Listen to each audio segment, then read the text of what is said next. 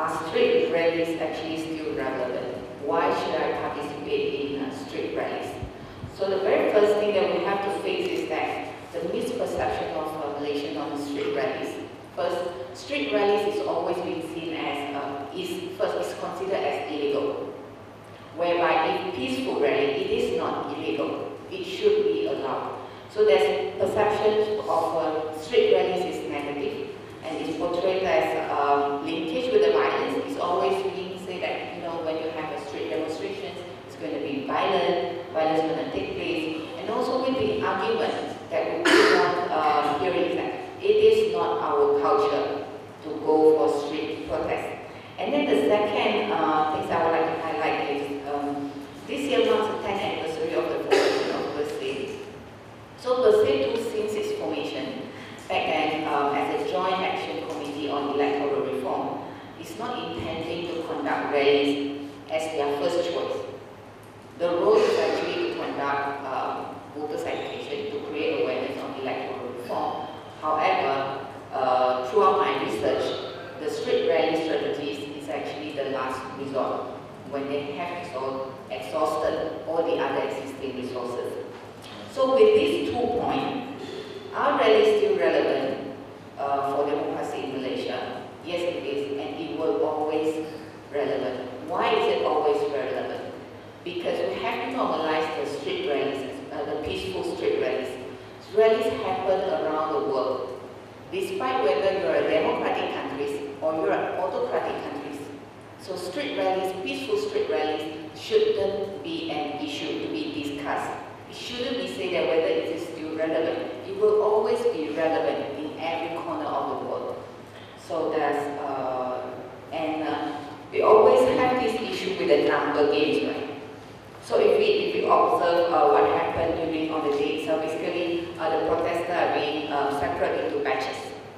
So when you take picture, you see very little crowd. So it goes back to the number game. And we always have different estimation of the people. Police saying that there were 15,000 protesters from the Bersih, and Malaysia KiniTV reported there's estimated about 40,000. And for the red shirt, according to the police, there's about 2,005. And for the Malaysia KiniTV, they reported that there's about 4,000 red shirts. So what does it mean? It means that we will never be able to get the exact numbers. And this time around, you should notice, the police has actually said that there's no drone actually allowed. Yeah, that's one thing. It's the very first thing that I have announced. So this time around, it is made even more difficult with the heavy cordon off the road closures that basically barring the Bersih protesters to converge at their gathering points.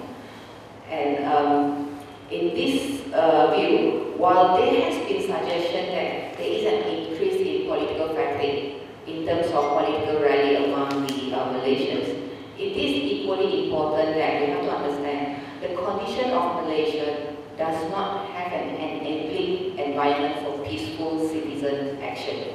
So we are in the stage where we never have the environment that actually encourages people to come up and protest without feeling fearful. So the fear is always there. My fourth point, very briefly, can protests actually bring significant political change in Malaysia? Whenever there's a Bersih, we will talk about, oh, is there going to be a revolution? Yeah, normally the government will say that, no, we don't want Arab Spring because Arab Spring does not promise you a democratization process, not the proper one. You see what happened in in the Middle East and things like that. So those kind of discussion always occur. But there's in the context of Malaysia, for me, there's always possibility, but most likely it is not just with the protest alone.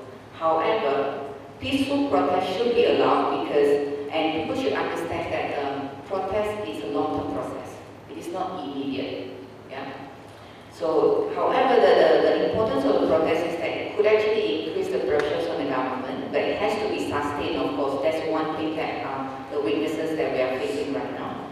So it has the potential to cripple the political legitimacy of the state, and very often, why are we seeing so much of resistance from the government and the police? because mobilization strength can be seen as a threat to the government because it cripple down your